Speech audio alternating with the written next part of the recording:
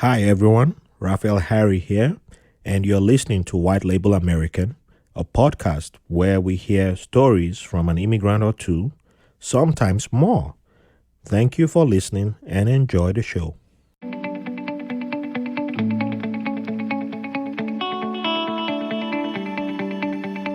Hi everybody, welcome to another episode of White Label American. Thank you all for joining us, and thank you all who've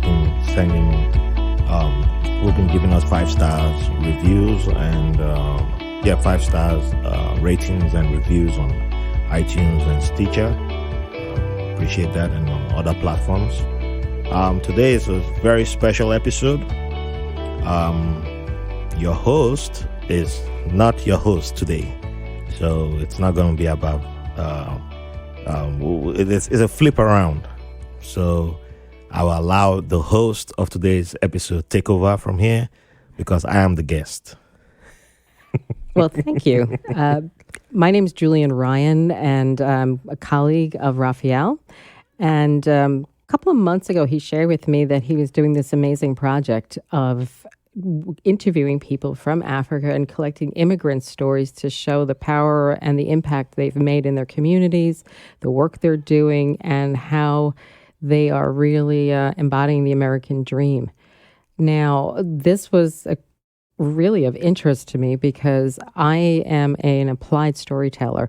My work is about collecting personal and true stories from people and using it to help them either develop the work they do for themselves, find new careers, or just start to appreciate their talents, as well as make connections with other people, whether it's at work, building teams, or in their communities. So how could I not resist speaking to Raphael? And I also, where some women love shoes and all these other things, I'm addicted to backstories. So this gives me full control of the mic, and the fact he gave it to me a few minutes early is amazing. So we're going to switch away from me and put all our focus this morning, or this afternoon, I should say, on Raphael. So with that word, backstory, I think one of the popular phrases you might have noticed in New York when anyone comes to visit you or travel, one common question is, how did you get here? Yes, because we're always stuck on a subway, stuck on a road. Absolutely. Already, yes. It's the one connecting factor. We're all kind of curious to find some secret route. True. Or the best route around this crazy city.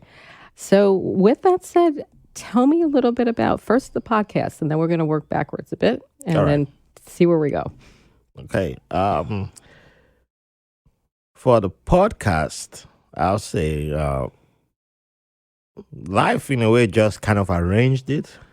So there have been people who have been talking to me, or like have known me for ages.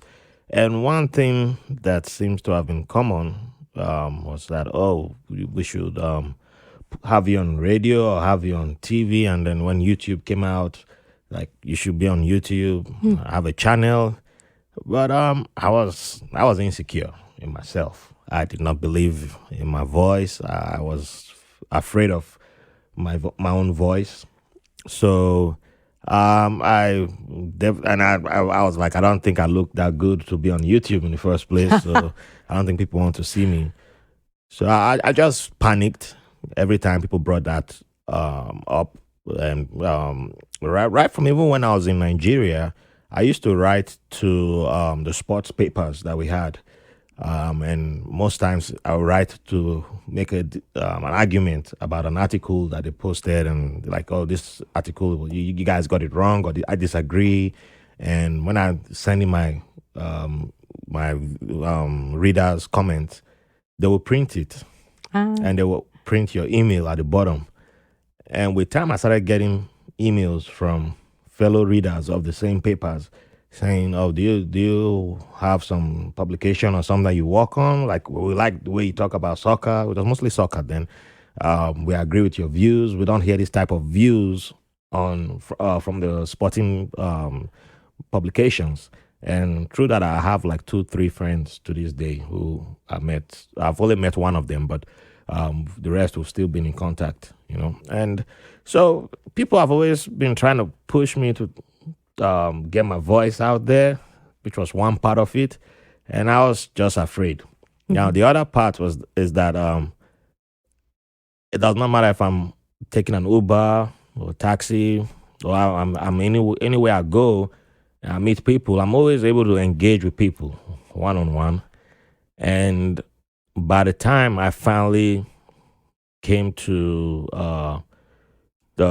came to accept that this is a gift that I have, and it is something that I have a passion for doing this. Maybe I should take it past just talking to drivers when I'm in a cab, and bring it to a larger platform where people could learn from. Because I learn a lot when I talk to an Uber driver who's from Ukraine, and I saw him all dressed in the Adidas from head to toe. And I'm familiar with in the soccer environment. We make fun of Eastern Europeans who love Adidas. We call it the Dida life. Myself and my Russian brother, and so I asked him, like, is he Eastern European? He said yes, and I started mentioning clubs in his country. He's like, oh, you've been there. I said, no, I haven't, but I know about this in your country. And then he starts telling me extra stuff. So I've been able to talk to people, but I just was not able to transfer it to like a larger platform. And when I finally came to accept that maybe I shouldn't be shying away, and I became more secure in my own voice and in my own self, doing this became the passion project for me, and that was the beginning of the birth of this. So technically, it's been in the making over 10 years, because I know last 2008, someone actually mentioned podcast to me, which Facebook Memories reminded me of, and I was like, oh wow. I was like, what is that? Okay. Well, thank you. That's a great answer. And I want to come back to some points you made, but okay. I think in the interest of your listeners, I want to have a truthful moment, because when we were preparing for this, Raphael shared some questions with people who are asking, and soccer came up quite a bit. So before you get excited and think we're going to have a soccer-based situation, we are not. I have to say I love the sport. My husband's from Ireland and he adores it, so World Cup is bigger in our house, but we are not going to make that our focus today. We will revisit it another time. But back to you on what you shared. I wrote a word down when you were talking about your how you grew into this, and I'm curious about lots of people can talk or lots of people can write, but what do you think people heard in your voice and your answers, whether it was on the written page or spoken, that people came to you suggesting that you should be presenting to a wider audience? What do you think they were hearing in what you were saying and doing that made a difference? I think something authentic, and something that wasn't I think they saw that I was willing to be me. Mm-hmm. So I won't say my stage of maturity was at its highest then, because I've changed lots of the views that I had back then, but some of the issues that I pointed out, like in soccer, also related to the larger society, be it in Nigeria or in Europe or wherever, and people could relate to stuff like that. So that's why I could make friends with people online from the Middle East, people in Europe, people who I still haven't met to this day, but we're still in touch. And they saw something that, and this includes people who are fans of rival teams too. So it's not like just only fans of teams that I support, but there are people from other teams, and we have disagreements. Not like we don't have disagreements, but they could see that when I made my points, they could see where I was coming from, and when they made their points, I listened to them. So even when most would say they won't agree with the person, or you get away. Like I won't tolerate you if you're saying you want to kill people, that kind of thing. You want to erase people, but there were some who, like, I know one who identifies as a fascist. But he's in Europe, and the way he explained it to me was a lot different from what I had in mind. And I was like, maybe you might want to find a different title to call yourself. But he was more anti-establishment. That's what he was. Yeah, but he went to fascism. So people always felt the authenticity of my voice. So I'm going to use that word again because I think your audience and your friends and colleagues have heard something in you. But I think the art of interviewing and connecting with people is also that they felt heard. And I think that's perhaps the gift you're giving other people when you're connecting with people, responding, whether you agree with them or not. And I think that's a very important skill and a gift in many situations. We don't sometimes have the patience or invest the time to do it. Now, are you somebody that when you say you're going to come to meet in a meeting, that you don't come for hours because now you've connected with everybody you cross between the cab driver and it's like, is there a special Raphael time that people like will invite you to dinner and say, well, build in 3 hours because he's going to be out there for a while. So, well, maybe, yeah. That's an interesting one. I don't know. We need to get a log scheduled the next time. Maybe speak to your immediate family. But my very good friend always has this joke for everybody south of Germany is late. That's his way of saying all the Germans keep the time. And my missus, she's a German, so she's always on time. In comparison to myself, but so that's where my mind went to first. Yeah, I'm sure. Always go to the wife first. Well, she and I can talk because we could compare notes on different timetables and our family members and cultural groups. Yeah, so but I think for when it comes to Raphael's time, I think most people will tell you that if I say I'm committed to something, I'm committed. That's the one thing the one guaranteed thing that I believe most people will tell you about. Like if I'm not committed, if I don't believe in committing myself to something, I just let you know ahead of time. There's no point wasting time anymore. Yeah, some might say, like in the Nigerian community, they say they call it being mean. But I said it's technically just being blunt. So there's times where you have to be diplomatic, and there's times where you just have to be blunt and say, "Look, I'm not going to waste anybody's time, and I'm not committing to this or that. But good luck, or I support what you're doing, and I wish you the best." Okay. So. Here's a question. Then let's going back. So you've given us a little context about the reason what drew you to podcasts and sharing and connecting, but take me back to growing up in Nigeria. Tell me about your childhood. Like, what did you always interview people in school? Were you always curious? Were you the kid in the back of class always with a hand up? Give us a mental picture of what you were like when you were hatching, basically, and getting started. So I have never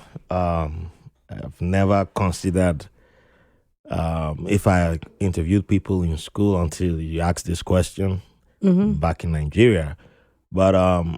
As a kid, I was very adventurous, and I used to get in trouble all the time because I was supposed to be home by 6 p.m. I kept playing until it was all dark everywhere, and then some family members trying to track you down, and you're like, "Oh, I was just about to head home," kind of thing. And so you get pulled by the ear, like, "Yeah, why you make us come look for you? You can't just come home by yourself."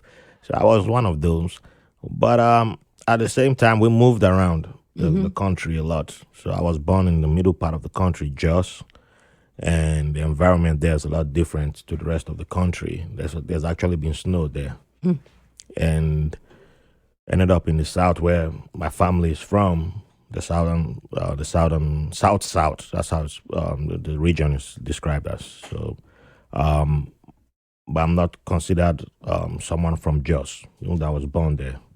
But I'm considered where my family's tribe is from. So I moved closer to where my tribe was from like age 6. And that's where the accents that I speak with, like when I speak Nigerian vernacular, it's more of that region. Yeah, the Bendel region.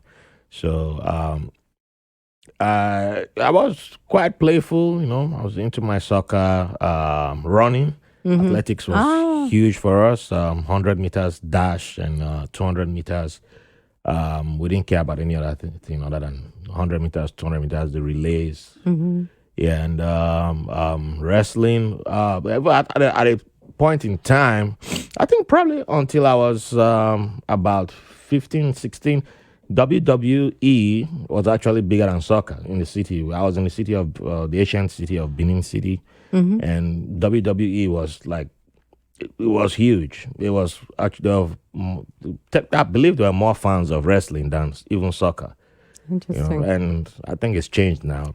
But we used to be crazy about that, love dancing at parties. But at the same time, we didn't have hip hop there. We only had, we loved dancehall and reggae, local music. Well, hip hop will come much later. So, like, when someone mentioned Snoop Dogg, like, what is that? And like, he's a rapper. I'm like, why would a human being call himself Snoop Dogg? Kind of thing. So, but we also, so the sports that was our sports, but it wasn't organized. Like at school level, we did not have a team. We couldn't play against other schools. But in neighborhoods, when we got back from school, then we all met up to play. But at the same time, we also had stuff to do at home. So like we didn't have running water. So, excuse me. So even though I was, my family was technically middle class, and we had a housemaid, but I was still put to work. So I used to go fetch water. I think from the age of probably 12, I started fetching water. And they gave me a bucket at first, and they saw that I couldn't carry stuff on my head because I hated placing stuff on my head. I like the shape of my head. I saw people's heads shapes change. So I said, no. So it was a 25 liters jerry can that I would take to go fetch water, and then they got me a wheelbarrow. And I could actually carry up to 100 liters of water. But you had to go get that every day. You came back from school, go get that first. And sometimes you might go up to 2 miles just looking for water because the places that give you water, the security guards might be acting up, saying they want money, or if there's no girl in your family, if there's a girl in your family, they'll let you come in, like so they can sweet talk the girl. But I did not have a girl. It was only the housemaid. And if the housemaid was not going to fetch water with me, then there was no way they would let me into some of these places. So I was like I was a single boy on his own. So I have to go look around until you find somebody's house who had running water, and the person, come in, and someone will allow you fresh water. But they'll be like, only once, you can't come back again. And then you have to go look for another house and get water. But you did all this, and at the same time, you're still looking for a way to go play. Because that's how it was. So we're mixing all that. So I don't know. I think probably in its own way, I may have been interviewing people without realizing I was doing that, because I was always curious if I met somebody from some other part of the country or someone with a name that didn't sound like a name that I was used to. Yeah, we asked questions, and and they asked questions back. But I remember there was one Cameroonian in our school, and up till the age of 14, I was down in Benin City, and then I moved to the biggest, largest city in West Africa, Ibadan. And that's where I'll finish high school, and life would change again, because this time I wasn't middle class. I was like, I dropped one grade below, and I was fetching water from wells, it was... You do all this house chores before you go to school. Then you come back from school. My uncle had a poultry, and we used to breed dogs.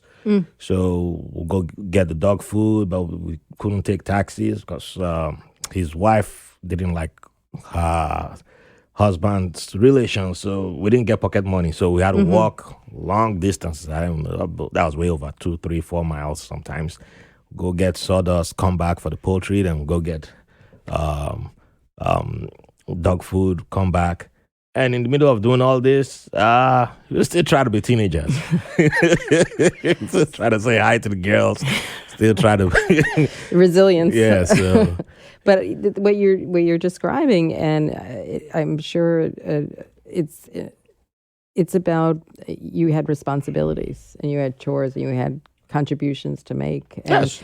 you're also that's pretty much people talk about going to the gym and work. That was workouts. No wonder you became a good athlete. That was serious workout. That was serious workout. I mean, pushing that wheelbarrow. I mean, I probably can't push a wheelbarrow that good anymore. But back then it was like funny sometimes because I would even have the 50 liters because I didn't want to make gold. I didn't want to make 2-3 trips. So if I could take the 50 liters jerry can and take both of them, I just needed to find somebody to help me lift it up and place in the wheelbarrow when I fetched water. Okay. I have to digress. My husband will not forgive me if he hears this interview and knows that I let the moment of you saying you were a runner and a sprinter out of the question book. Because I don't know if we've shared this. Like, he is a coach that does sprinting coach, and he's gotten people to the Olympics. He has a coach from Guyana. No, but Guyana. He's been doing that for 30-something years. So, and we've had one fantastic athlete, a couple from Guyana and from Ghana and from all over the Caribbean. So, and he ran for Ireland as a national. So I have to just get that little plug in there for Tim. Otherwise, I can't go home.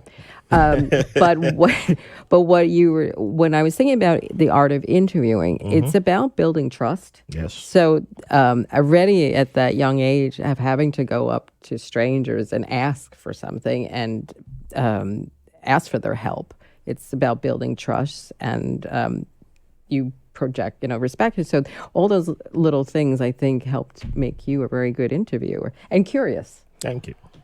Curiosity is the thing that keeps us going when we're engaging with people, whether interviewing for a job for somebody or interviewing what you're doing to learn more. So you're taking now going forward.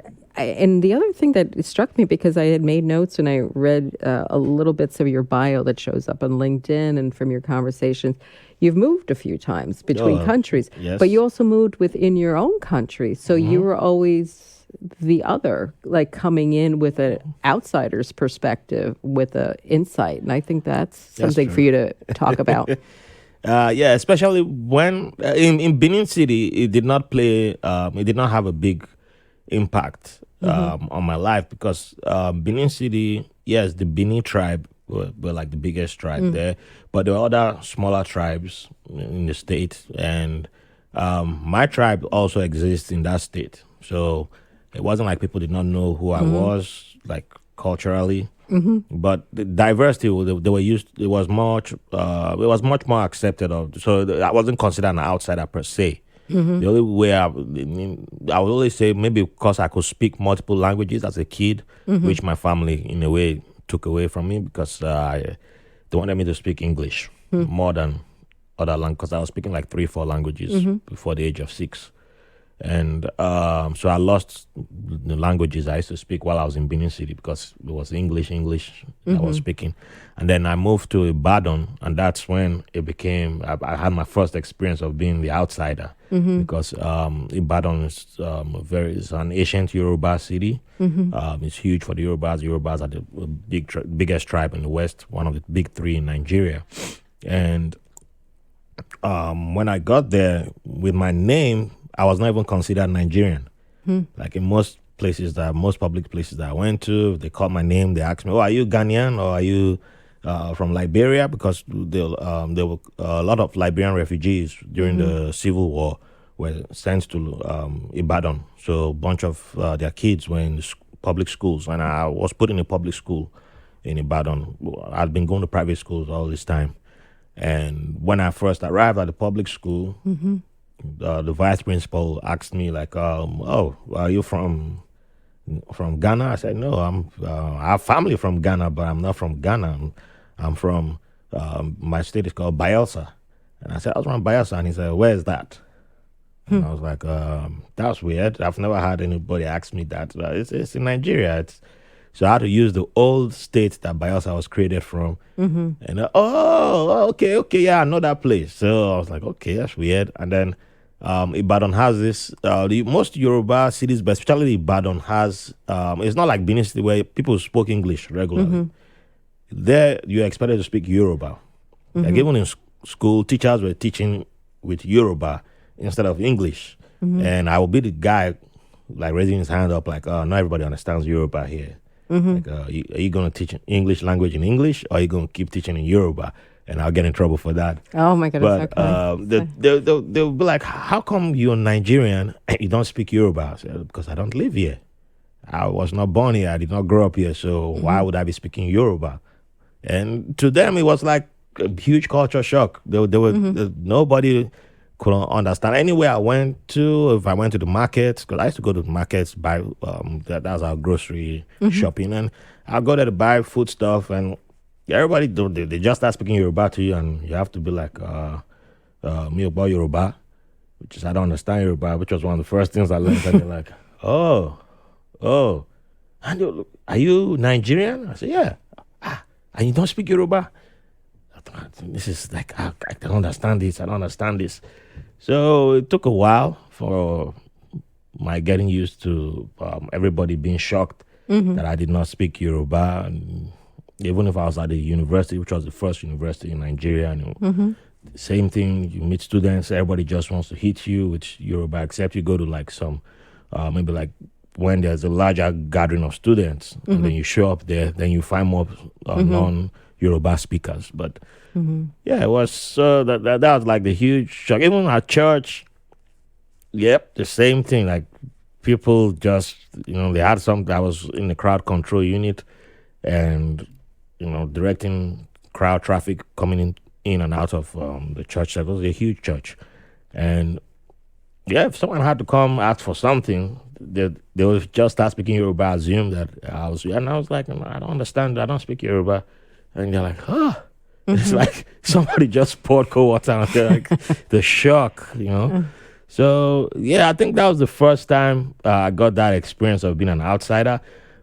But by the time I will start working on my visa, and I'll go to the consulate in Lagos, which is like the New York of Nigeria, former capital. It's also a Yoruba city. But by then, I think I was already, after the experience in Ibadan, that kind of like, I wasn't too shocked when people like would meet me and, oh, you don't speak Yoruba. Lagos had more English speakers, obviously. So like it's more diverse. But there was still that expectation that you must speak Yoruba in a way. So yeah, I think after the Ibadan experience, I was much more, I developed thicker skin to be able to deal with that anywhere I went. And when I reference being the outsider, even moving schools for a young person is a big thing, no matter what those. And then to add the layer of a new region and then a new language. And especially moving from private schools to public school. I mean, the private schools were like, the largest class was about 40, 45 students, which I still remember. But the first class I attended, the first class that I was put in Ibadan, they had over 70 students. Wow. And I was like, I'm one classroom with 70 students. The teacher even know who's in this class. I know. And what age were you? I was, because I finished high school at age 18, so I was 15, about to turn 16. Yeah, when I arrived there. Wow. Okay. So take me forward. So you mentioned starting to apply for your visa. Where were you headed at that point? My mom and my brother were already over here. My elder brother was born here. He was born in I always mix it up, Kentucky or Kansas. I know okay, they're both kids. I think people from there would say that's a little bit of mileage in between and a little bit of difference. Okay, well, just go talk to the family and confirm that the next time. It's one of my weaknesses, the letter K. So my elder brother was born here. My elder sister was born in Ghana. But I was the only person born in Nigeria. And when my mom decided to, my mom had a green card since the 70s, and she decided to move back to the United States in the 90s.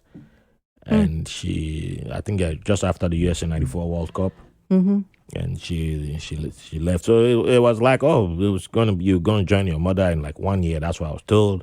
And then it became 2 years, and then it became 3 years, and then and it kept going and going. So she had started the application. And then Apparently, the either immigration or the embassy, I don't know, whoever reached out to her about a new visa program that they had, where if I was under the age of 21, it's kind of expedited for those under the age of 21. So she switched me to that, excuse me, and I got called for an interview the first time, and I thought, yep, this is it. I'm getting my visa. This was like probably 2001 or 2002.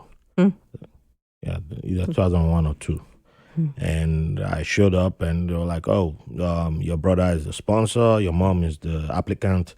That can't, that's not the sponsor is supposed to be the applicant. One person is supposed to do both for your visa. Oh, okay. So if I could go bring legal documents showing why 2 people were on my application, then I will get my visa." So, all right. So I let them know, and my mom said, okay, they'll go to court and all that. And they went through all that. And but I don't think she was aware that the age of 21 meant age of 21. Exactly. I can be a day older than 21. So by the time she got the documents, given the judge made a ruling that my brother could be the sponsor and my mom could be the applicant.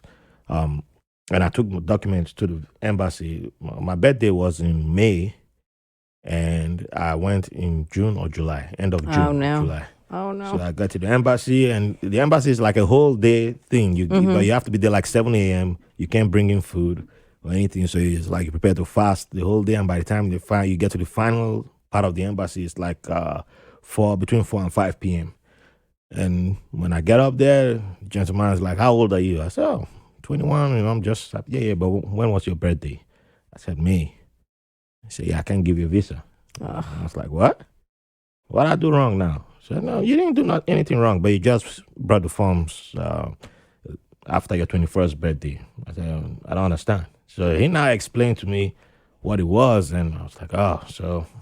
Yeah, I was depressed. Just went home and fell asleep till midnight because my cousins were worried that he passed away or what. So you got to eat food, get me food. Like I was like, nah, I'm not even talking to nobody. I was just pissed off. And by the time I spoke to my mom, like even my uncle came to see me, and he was like talking to me like, "Oh, they don't even think about suicide." And I was like, wait, I wasn't even going that route. Just wanted to get depressed. Paperwork done. I was depressed, but yeah, not that depressed. So they had to reapply again, and I got denied second time. I can't remember what the second reason was, and it was about until 2004. My mom visited. No, 2005. My mom visited, and we both went to the embassy together. And it was then they were like, "Oh, we need to see." They needed to see photos for each year from my date of birth to present day for every year. I was like, I wasn't taking photos all the time. It's not like today where you have phone, you know. Oh, I know. Yeah, then you had to go pay a photographer to take a photo. So who was going to be doing that? And yeah, so they were like, yeah, they needed photos. Otherwise, to them, it was like I probably had gone overseas, and I just all the time I said I was in Nigeria, they wanted to see proof that I was in Nigeria. So the photo album is like one way they could tell, even though that could still be faked, but. Yeah, so I brought out the photos that I could find from all my uncles, aunts, everybody, donated photos, and they looked at it and they were like, "Yeah, still not enough. So we need a DNA test." I was like, she was here. my mom had gone back gone back to America. So, yeah. So initially, the very first application started 1999. Wow. And then got rejected 2002, and then by 2006, so it was 2006 they called for the DNA test and reached out to my mom. They said they had a procedure to go through, and then after she had done her test, then I had to go to a clinic in Lagos approved by the embassy, and which is another big amount of money they take from you. But yeah, I spent a lot of money because by then I was living in Port-Harcourt, so I was coming all the way from Port-Harcourt to Lagos every time I had to go to the embassy. And yeah, so we get the DNA test done. By the time everything is completed, it's 2007. And I finally show up for my final interview, and I'd been there the whole day again. And I remember the immigration agent asking me, like, so have you been outside of Nigeria all this time? I said, nope. And he's like, are you married? I said, for what? Why would I be married? He's like, oh, handsome gentleman like you might have a wife already. Later on, I will understand why he asked that question in case I wanted to bring someone with me. Yeah, and I was like, no, I'm not married. I don't have anybody. But if you have somebody that you want to hook me up with, I'm available.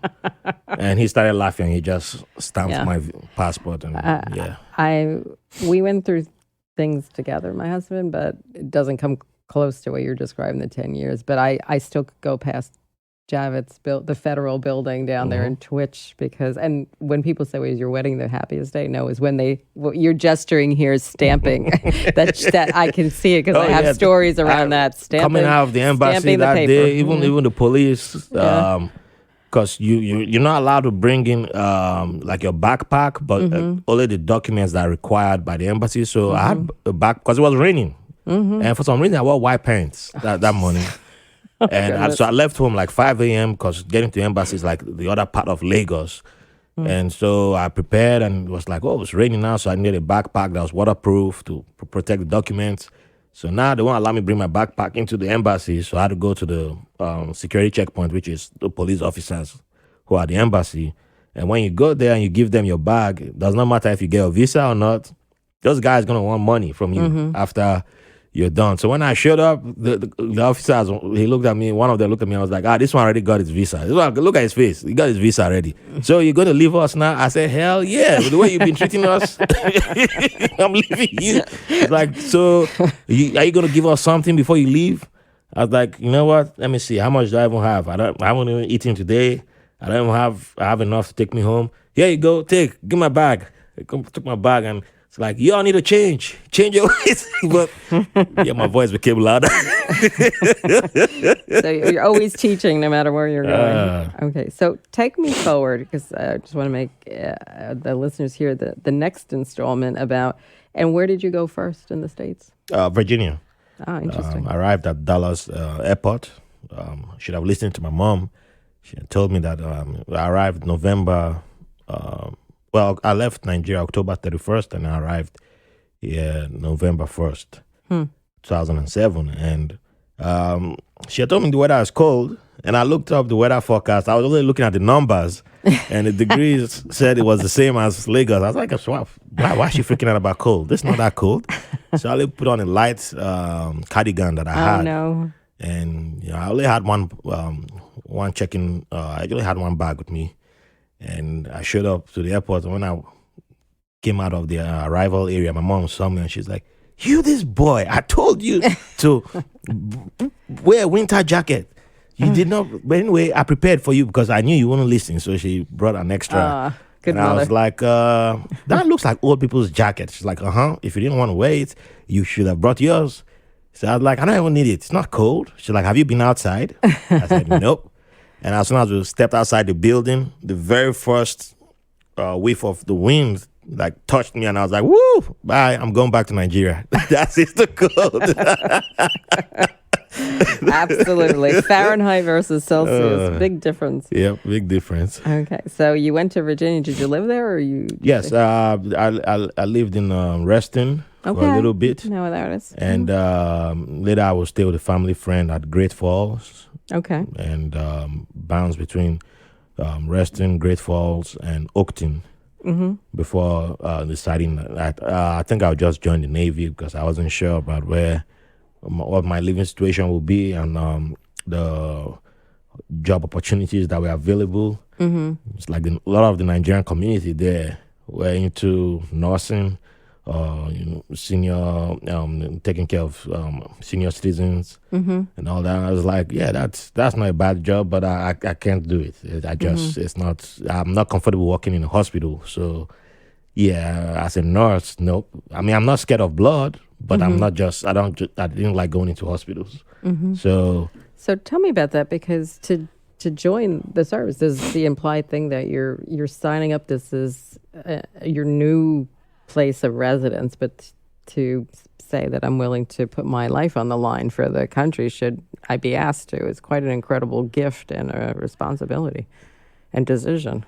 Were you thinking about that at the time, or you just thought they're gonna? To be honest, I did not even consider that. Okay. What I was thinking about was I wanted to go to college, and when I spoke to the recruiter finally, the Navy recruiter, because at first I was thinking of going to the Army, and my mom freaked out when she heard that I wanted to join the Army because I'm the last child in the family. And I guess the Nigerian community has this thing where they think that, everybody who's in the Army or an immigrant, you're automatically going to Iraq or Afghanistan. So yeah, she's like, they're gonna put you in the war front. You've been in battle. You want to kill me because you're going to. If you die, I'll just die too.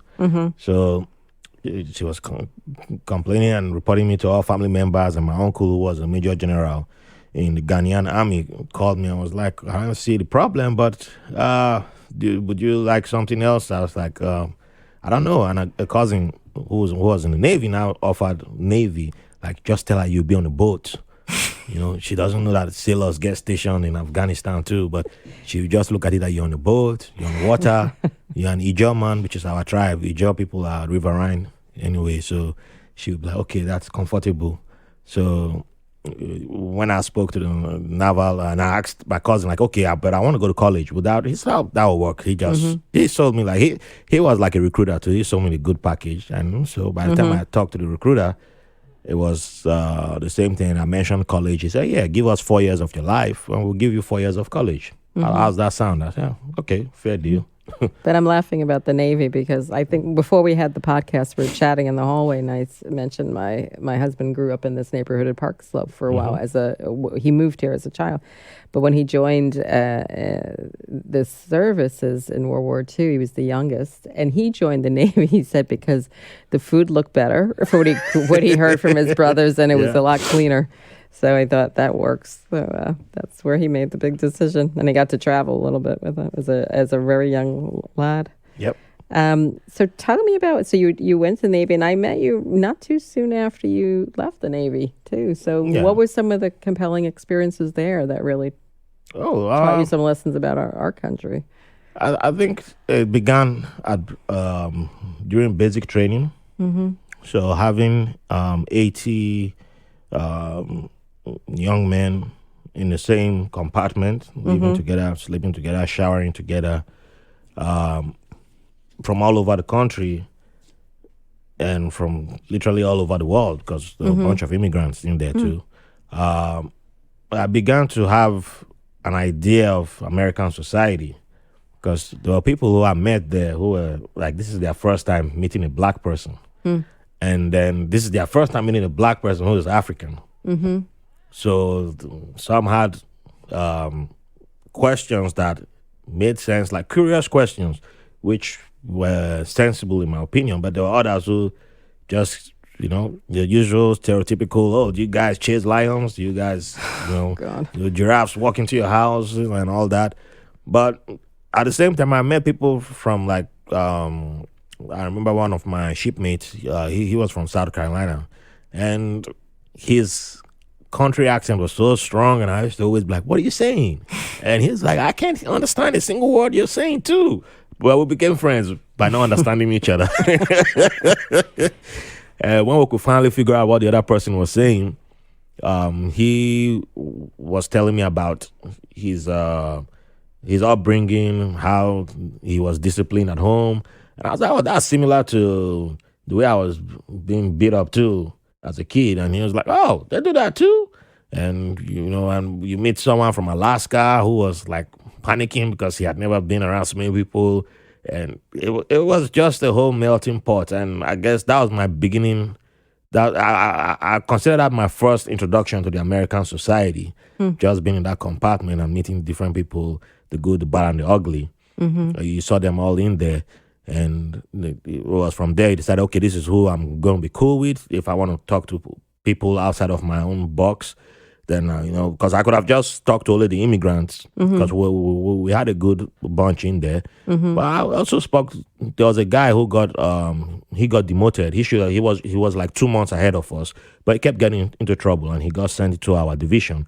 And the first day he arrived, he saw me ironing, and I don't like ironing my outfits. So he was like, "Oh, can I help you with that?" And I said, "Sure." And later somebody came to me, a black shipmate, and was like, "Why are you talking to that racist?" And I was like, "Oh, he's a racist, but he wants to iron my uniform for me and shine my boots. He loves doing that, so I'm not gonna argue. If he can be a racist if he wants, as far as he keeps my uniform looking good, I'm fine with with that." He was just an ignorant, spoiled child who, he had never been outside. He came from money. He had never seen the way. He never sees the world outside of that box of privilege of that he was in. So he tried. We ended up being roommates in the same barracks later on in the Navy, and I was there for him for as much as I could. But yeah, he still got kicked out of the Navy because he's trouble. He just couldn't stop getting into trouble. So all those little things, like seeing that I could talk to people and people could talk to me, and I could like, oh, okay, there's a whole lot that we have in common, but we just have the artificial walls that separate us, And so I guess basic training was like the first time I started removing some of the walls around me, so I could reach out to other people and people could reach out to me. Because like even when the first time the guy came to me, I was like, "Hey man, I want to kill a lion. I have big hands." And I was like, "Okay, I don't know what you want me to say, but if you," he's like, "Well, I want you to take me to Nigeria. Tell me where the lions are so I can kill the lion." I was like, "Okay, you just buy the ticket." And we go, and I'll go drink my beer. You buy beer for me. I'll sit down drinking my beer, and I'll point, go straight, make a left, and whatever. And then whenever the lions are done with you, I call the embassy. I guess there's one dumb kid who's probably dead now. So my goodness. All right. So with that, tell me. So you moved around the country. So you were in Virginia after. Were you? Did you settle in Texas? After? I was mostly stationed in Virginia until I moved to the Kingdom of Bahrain, and I arrived there just as Arab Spring was happening. So I got to experience the Arab Spring over there. Okay, and that was also another place that changed me for who I am, because I still held a lot of even though there were lots of Muslims in Nigeria. And in every city I lived in, I had Muslim neighbors, and I was cool with most of them. I still had many stereotypes against, like the Middle Eastern Muslims. Well, being in Bahrain and during the Arab Spring and getting to talk to Shiites and Sunnis, and even at the club, they were buying me drinks, and we even brought up the topic, supposed to bring up Israel, and hey, they wanted to talk. That's the thing. They wanted to talk, and they talked. And at the end, I discovered that they didn't have an issue with an Israeli, but it was the government that they had an issue with. And they were explaining all that to me. And I was like, I don't even know why I had this misconception about, you guys. But I was glad I was there and I did what I did. Because sometimes I had to go into places I wasn't supposed to go into. But that's like an experience that I will always cherish, being in Bahrain, because I started doing away with a whole lot of, like, that was the first time I met a transgender person who was also in Bahrain. And that's when I realized that there were a whole bunch of transgender people in the Middle East. And I was like, I never would have thought about something like that, because I'm like, it does not affect me. I'm not, but being at a party where I already taking photos with the celebrant, I did not ask, are you a transgender woman or not, until someone told me that she was a transgender woman. Yeah, we overreacted and left the party not long after that. But later on, thinking about it, I was like, why did we even leave the party? We were having a good time. There was nobody tried to force themselves on anybody. they just want to live. They're human beings like us. So what's the issue? So after that, it's like, yeah, if I met, I knew someone was openly gay, and when I would invite him to parties, there were some sailors who spoke to me like, well, why did you invite this guy? Well, they wanted the girls to come. I said, well, he's a friend of the girls, so he has to be here too. But yeah, if he wanted to give me a hug, I wasn't afraid to like give a gay person a hug. But all those things, much earlier in my life, I probably would have, hey, back up, don't come close to me, kind of thing. But in Bahrain was where I began to lose that mindset, of being narrow-minded and say, yeah, what exactly why am I putting up a wall between myself and someone who's transgender or gay, or what's this fear about, Why don't I get to know the person just like a person? Like the same way I've gotten to know people who, I've known people who are racist, and I'm like, we're not going to be best of friends, but even though one of them said I changed his opinion, and I said, well, I hope you give other black people the chance to change your opinion too.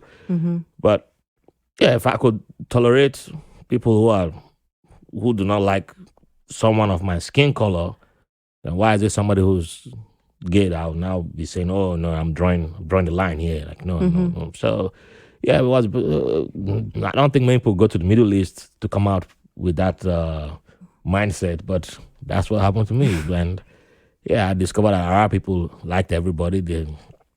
It's just that their system doesn't allow them to be open about it. That they have heterosexual relationships, and they have relationships with gay people too. So it's all going on there. And if I hadn't been there, I wouldn't have believed if someone told me. So two words came up for me when I was listening, and it's you wrote about fear. You said about fear, like when somebody meets somebody that's not like them. A lot of times, we bring our assumptions or our worst fears and concerns and project it. And I think what you described to us and to me right now is that you took the time to just be personal and take people as individuals first and learned. Yeah. So now with your podcast, I hate the word goals because it sounds so like structured but what are some things you're hoping will come up, like whether it's an audience, whether it's a change? Is there any, as you move forward and you keep doing this, any aspirations that you have that you'd like to see happening? Well, I would love to see more people hear from, be willing to give others a chance, like just listen to someone who you haven't met or you haven't interacted with, and see how much you have in common with them, and then decide if you want to take it up from there. Because I know, few years ago, I probably wrote on Facebook after reading an article or two about the treatment of Christians in Pakistan. And I did not like the way they were being treated. And I was like, I can't stand this country of Pakistan. Maybe nuke this country. I said something like that. But I didn't even consider that if I'm nuking the country, what about the Pakistani Christians and the other minorities who are there?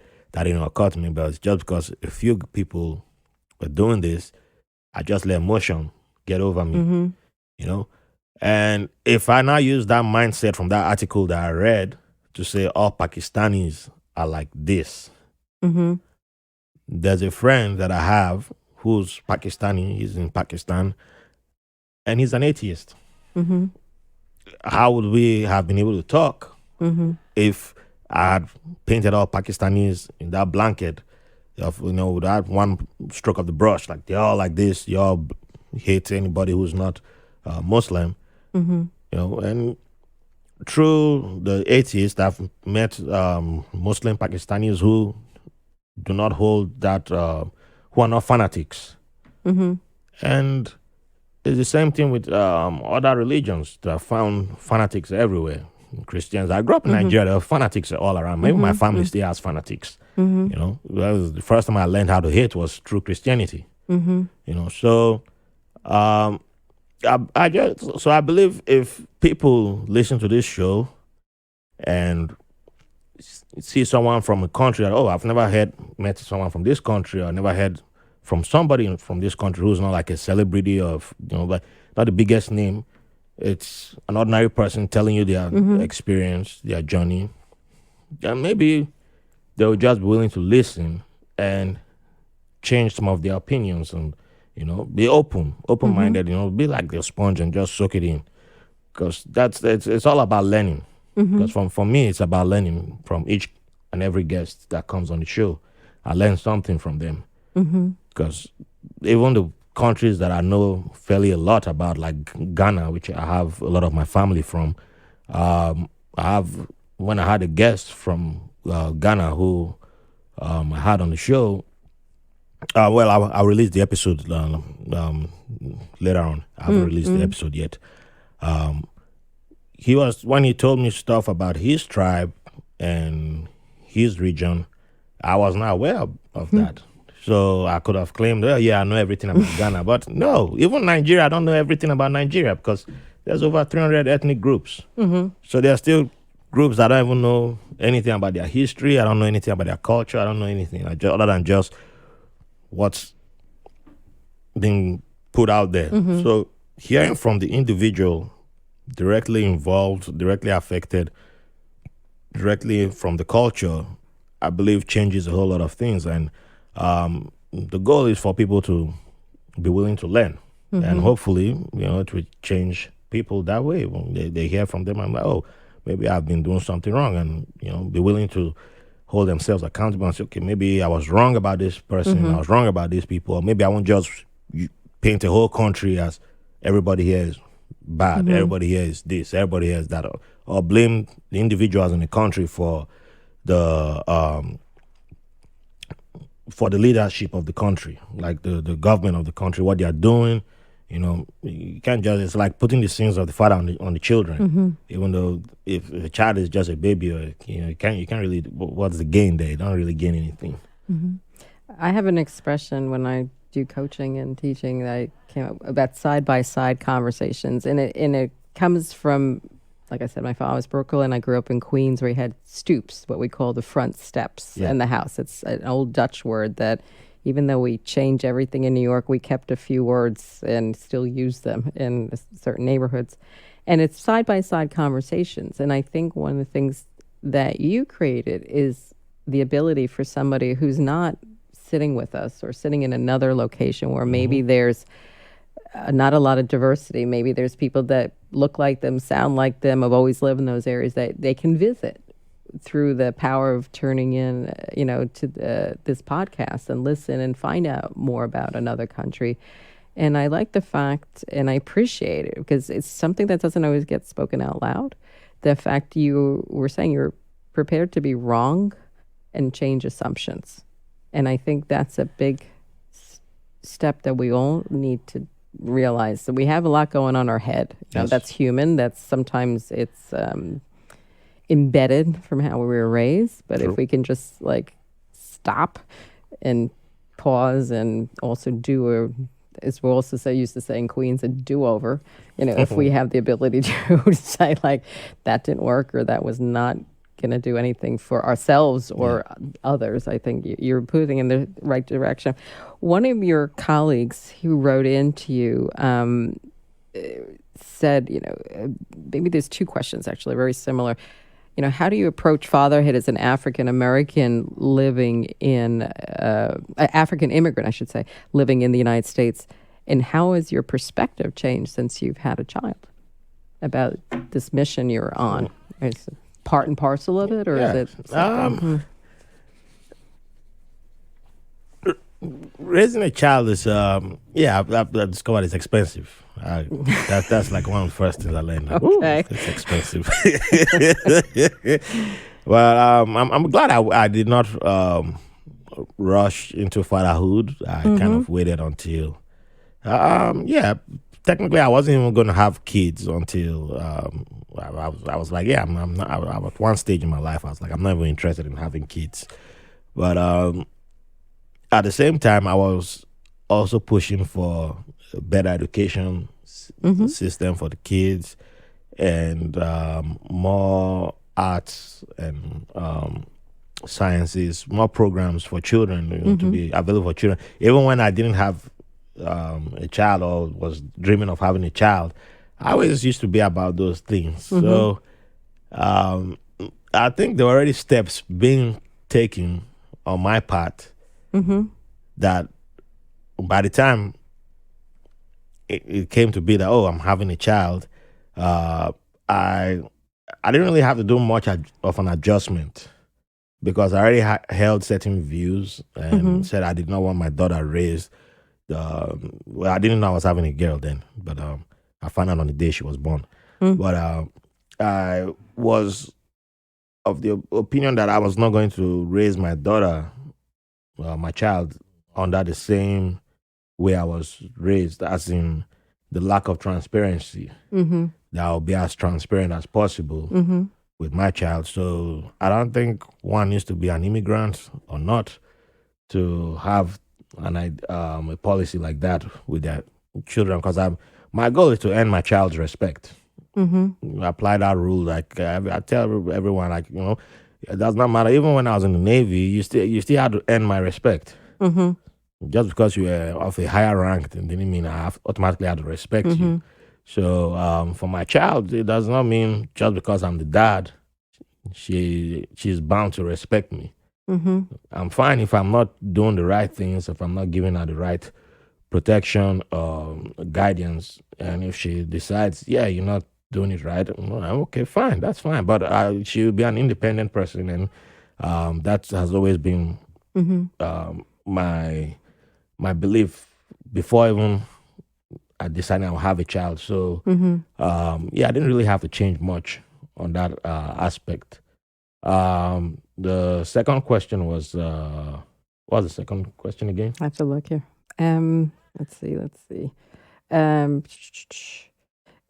think it's about how you've changed about your opinion. I have to find. I'm sorry, I was so busy listening to you. I lost my place here. It's okay. But I can switch gears and take over since I'm the host and say, like, do you have like certain expressions you use? You find yourself repeating maybe some of the expressions your elders had way back when and saying, I'll never say that. And then you're like, oh my God, I said it 10 times in one day. I think she's too young for me to go that route. Okay, yet. So she's got time. It's okay. But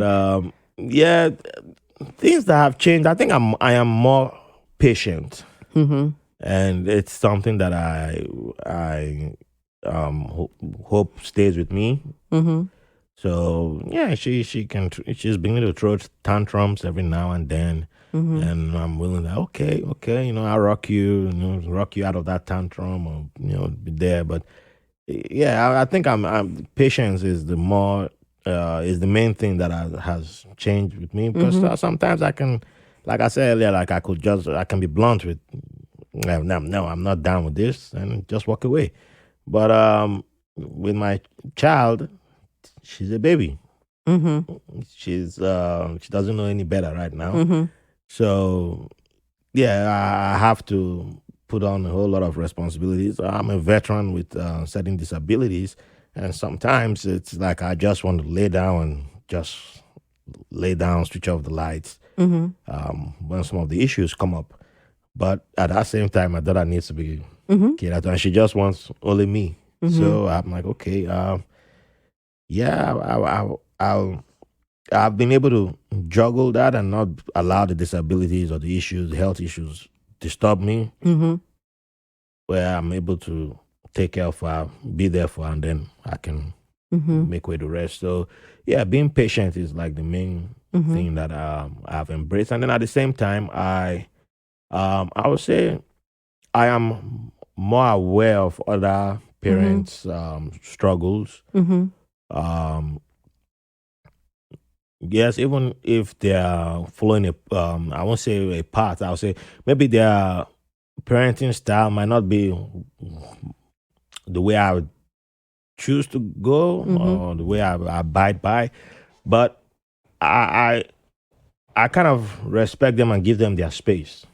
As far as I don't, it's not like they're abusing a child or something like that. And yeah, it might be different, but I just allow each and every parent. I respect everybody's. Like before, I would have said I might have wanted to make a comment or two. But now, when people are just getting mad over a parent who's not going by the exact playbook of what parenting should be, like we don't really know the situation. You don't really know why the person is doing this or that. So I try to, like, if I can't invest the time to know the reasoning behind such, then I just like, I'm not going to throw myself into that outrage culture of someone else's parenting style. So I'm going to project myself into your listening audience for a while, because you shared she's a little baby right now. Yes. So I'm sure there's a few people out there to say, wait till she has opinions. Wait. So you're going to probably have to schedule a follow-up interview with me a couple years. Oh, so what do you yes, think? we will. Maybe in 3 years when she's daddy's girl with definitely. She might be here voicing she her might be here thing. giving her own opinions by I then. know. So I think you'll have to do a follow-up podcast about that segment. I think it's also interesting too, like having grown up in immigrant communities and first generation, where you're not. My expression is, you're not entirely from here when you're first generation, but you don't belong to the other place, but you're not. It's just such a blend. And I noticed, like, my husband here for a few years, so the relationship with his country changed. When your parents are no longer with you, or that it just keeps evolving, that relationship with your homeland, and then with the newer communities, like, who do you belong to? And you're a bit of everything, basically, the influences. So Yeah. do you see yourself changing perspectives or your Well, relationships? Based on the Nigerian style of things, I was one of those who people used to always throw this at me, that I was not behaving like somebody from here, that is from Nigeria, based on some views that I had way before I left Nigeria, which was all tied to holding people in power accountable. But some preferred to only hold a government official who wasn't from their tribe accountable. And if it's their own tribal person in charge, then they look the other way.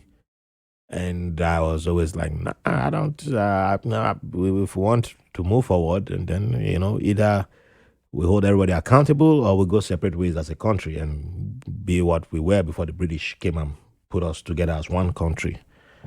And so now that I've been away from Nigeria for some time, and there's some people who've only known me outside of my time in Nigeria. Some assume that, it's because I left Nigeria that my viewpoint changed. And I'm like, nah, I'm still on the accountability part. Without, because I started it without even realizing that the word was accountability that I was looking for. But that's the idea I used to have back then. So, so sometimes there are some Nigerians, some Nigerian friends who do not appreciate certain comments that I make when it comes to whoever they're supporting for the political office. And, because I will ask questions. And I'm not going to say, because I don't like the current person in charge, I don't feel he's doing a good enough job, that we should go bring someone from the opposition who might be of worse character in comparison to this person. And y'all are like, but I know back like 10 years ago, you did not want to touch this guy. You guys had issues with this guy, but just because you hate this other person right now, you're like, anybody would do. Anybody. I'm like, no. What happened to all the questions that we had about this person? So sometimes people don't like hearing that. And when they hear that, they're like, because you're in America. You've gone, America has changed you. You've become Americanized now. You've turned to a white man. It's a common thing Nigerians throw at me. And I'm like, okay, if that's what you feel, then why would you complain tomorrow about the government? Because tomorrow you're still going to come complain, and then in my inbox you'll be complaining, but on my Facebook you'll come attack me like, you don't support the country anymore, you're not patriotic. I'm like, yeah, patriotism was something that I gave up on that word a long time ago, because when I realized that even here there are people who call themselves patriots, and it's like, as far as I can oppress other people, then I'm a patriot. And I'm saying, if that's it, I don't want to be a patriot. I don't want to be considered one. That way, I'm not interested in being referred to as a patriot. Same thing with Nigeria. So I don't know what it's going to be like for my daughter, though, because she has Nigerian, German, and American. So, yeah, she'll navigate that. Okay, good time. Well, she has a good support system, and it sounds like you and your wife are good champions and a great structure. So, with that, is there a model you live by, or a certain quotes that you always hold close to you that you always remind yourself or use during your days and working?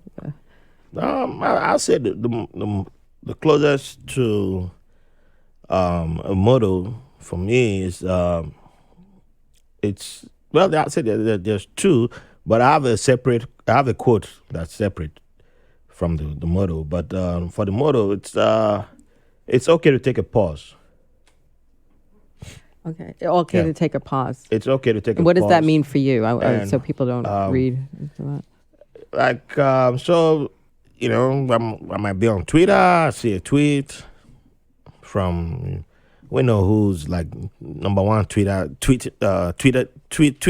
commander-in-chief, put it that way. Okay. And I see people, going mad and everything and respond immediately. And I'm like, if everybody just did not bother to respond, he loses power with that tweet. And so at first, I used to be like, oh, I'm mad. I was responding and posting every article like, how dare you say this? How dare you say that? How dare you? But like, at the end of the day, what exactly am I changing by just jumping into everything like that? And sometimes even articles that, we don't even read the article. We just see the headline, which they're doing a lot of it nowadays because every media house online needs readers. It's a clickbait thing. So you just see a headline and then, this person is canceled automatically. But if there was a 2 hours interview and they just put one line, one sentence as a headline to grab your attention, so sometimes I'm like, yeah, so it got to a stage. I listened. There's two other podcasts that I listen to a lot. One is Calcioland. It's a soccer-based podcast on the Italian that covers Italian football, and the other one is on the black guy who tips. And they both have talked about sometimes it's okay not to even respond. Sometimes it's okay to just sit back and if someone attacks you, it's. They don't want they throw some crazy comment at you online. When in this age, there are people who actually feed off that. It's a drive for them. And when you start responding, well, at the end of the day, a neutral person sees both your comments and they're like, yeah, these two are not mature people. So you lose out. There's no winner in doing such. So I've done that a lot. I got mad. How dare you say this to me? Blah blah blah. Start throwing insults and all that, but. Yeah, I just realized that it's okay to take a pause. Like, it's okay, someone comes and launches an assault, tantrum on my Facebook. You don't like what I posted. You can just say, oh, I don't like this because of that. Give a reason. But if you just start with insults, okay, your opinion has been heard. So I'll do what Ezra Klein says. Is that so?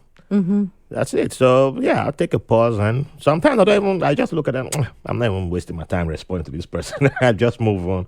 So, yeah. One of the things you provide, because you mentioned about one and of many who are looking to invoke anger and hate and so many things in this country right now and in other places, the fact that I think the great gift you're giving to everybody is you're giving us other things to listen to and hear that are positive.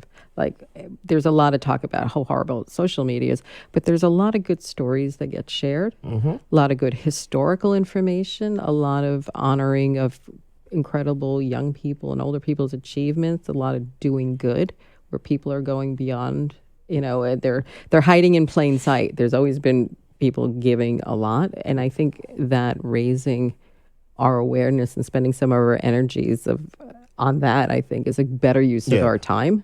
And doing the right thing by each other and doing what you're saying, sitting with people and explaining why certain things matter and taking the time to listen to perspectives, even though it's sometimes hard to listen to and uncomfortable. But I think that's I think that's an important message you're saying, that we have a responsibility to do that and take advantage of that. So any final words for your listeners about what you'd like happening and doing? Before I get to the final word, I like this quote from James Baldwin. It says, "Ignorance allied with power is the most ferocious enemy justice can have." I just love that quote. And I know it means different things to different people. But I also use that to remind myself how ignorant I've been, and I still am in many ways. So it's not an issue of, I think nowadays I don't do a lot of putting shining the light on others. I've shined light on myself first, so I hold myself accountable, and because it has to begin with you. Without me looking at myself and then seeing the change, where change needs to happen in myself before thinking of changing others. So I had to admit that I was ignorant, and I had to admit that it's not the best thing that could happen for me moving forward. And I started doing away with a lot of the things that made me ignorant. So that's why I love sharing that. As for going forward, there's a lot of there are plans coming up for the show. There are targets when it comes to guests. That include some big names and the usuals. So it's there are going to be panels. There's going to be a lot of surprises. I'll say, but I wasn't sure at first if I could pull this off, and I've been impressed by the show of support. The other day I got a poem. Someone sent me a poem. He saw the flyer for the podcast, and the gentleman said he's one of the DACA recipients. And he typed, he had a poem which he had written a long time ago, that we are all human. And he sent me the poem, and it was beautiful to read. And I posted it on the Facebook and Instagram pages of the podcast. And, it was just an interaction like that is something that I wasn't expecting to receive. But at the moment that poem came in, it kind of, it was inspiring. So, and it gave me ideas too. So there'll be more stuff that, and there's stuff that I'm working on to make the show more exciting and to increase the amount of knowledge that we get from. And some guests will be coming back for their second episodes because I did not get to cover all the topics I wanted to cover from the first episode. So, be on the lookout. Keep the 5-star ratings coming in, and the reviews, and keep sharing everywhere. And we'll keep getting better. Well, it's been a gift. It's the greatest present I could have, and I think you and I today are an example of showing up, because when you let me know what you were doing, it wasn't until the next day or so, and I was like, wait a minute. I do storytelling and interviewing for a living. Like, why not come and have a conversation? So thanks for being so generous with your time and letting me do what I love to do. And I think sharing your story, showing up, and listening, I think, are the 3 messages we can take away from. And keep it up. This is exciting. And thank you for letting me be part of it. All the best to you. Thank you, Jules, for coming on the show. And thank you for being the host today. I had a good time as a guest. Every guest who's been on the show, they always say that, it's my first time being a guest, and I love to do this again. So I'd love to do it again too. Okay. I'll take you up on it. That's a promise. Okay, you were an excellent guest. Thank you. Cheers. Thank you. All right, thank you everyone for listening to this episode. Look forward to hearing from you all, and keep the love coming in. And wishing you all a great and fantastic 2020. Because we're already in a new year. So thank you, everybody. Thanks for listening to White Label American. If you enjoyed the show, we'll appreciate if you rate, review, and subscribe to the podcast wherever you get your podcast from. If you have any questions, comments, or have someone who will be a good guest on the show, or you want to be on the show, send us a message at whitelabelamerican@gmail.com. And make sure to follow us on Facebook and Instagram at White Label American. Thank you for your support.